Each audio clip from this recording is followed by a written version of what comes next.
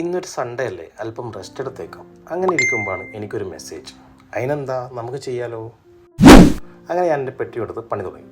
മുംബൈയിലുള്ള എൻ്റെ ഈ ക്ലയൻറ്റിന് website redesign ചെയ്യണം. ഇതൊരു ഇ-കോമേഴ്സ് വെബ്സൈറ്റാണ്. ഈ പൂജ ഐറ്റംസൊക്കെ ഓർഡർ ചെയ്യാനുള്ള ഓൺലൈൻ സ്റ്റോർ. ഡിസൈനൊക്കെ ചെയ്ത് കഴിഞ്ഞപ്പോഴാണ് ഓർത്തത് കുടിക്കാനുള്ള വെള്ളം തീർന്നല്ലോ. അങ്ങനെ വെള്ളത്തിൻ്റെ ക്യാനുമായി ഞാൻ പടിയിറങ്ങി. 5ൻ്റെ 2 കോയിൻസ് ഇട്ടാൽ ഈ ക്യാനിൽ വെള്ളം നിറക്കാം. കഴിഞ്ഞ കൊല്ലം വരെ 1 കോയിൻ ഇട്ടാൽ മതിയായിരുന്നു. ഈ കൊല്ലം തൊട്ട് വില കൂട്ടി. വെള്ളം നിറച്ച ക്യാനുമായി 3ാമത്തെ ഫ്ലോറിലേക്ക് ഞാൻ പുഷ്പം പോലെ കയറി വന്നു. എൻ്റെ ഈ ശക്തിയുടെ രഹസ്യം വീഡിയോയുടെ അവസാനം നിങ്ങൾക്ക് മനസ്സിലാവും.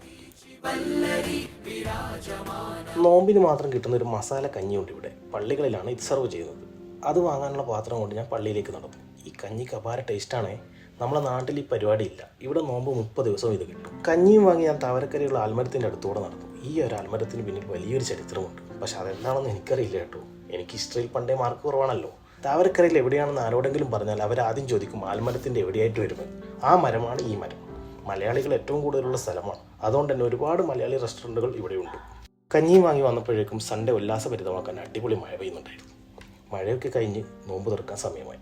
നോമ്പൊക്കെ തുറന്ന് നിസ്കാരവും കഴിഞ്ഞു. ഇനി അല്പം മസിലുരുട്ടൽ പരിപാടിയാണ്. താവരക്കരയുള്ള ജിമ്മിലേക്ക് വിട്ടു. വൈകുന്നേരമായാൽ ജിമ്മിൽ വന്ന് അല്പം വർക്കൗട്ട് ചെയ്യുമ്പോൾ കിട്ടുന്ന ഒരു മനസ്സുഖം അത് പറഞ്ഞറിയിക്കാൻ വയ്യ. ഇന്ന് ലെഗ് ഡേ ആണ്. ഇന്ന് എൻ്റെ കാല് ഞാൻ ഗത്ത പോലെ ആക്കിയിട്ടേ പോകും. 12 ആനി അതിന്റെ തോറ്റും തരാന്ന് പറഞ്ഞാലും ഇനി അങ്ങോട്ട് ഞാനില്ല.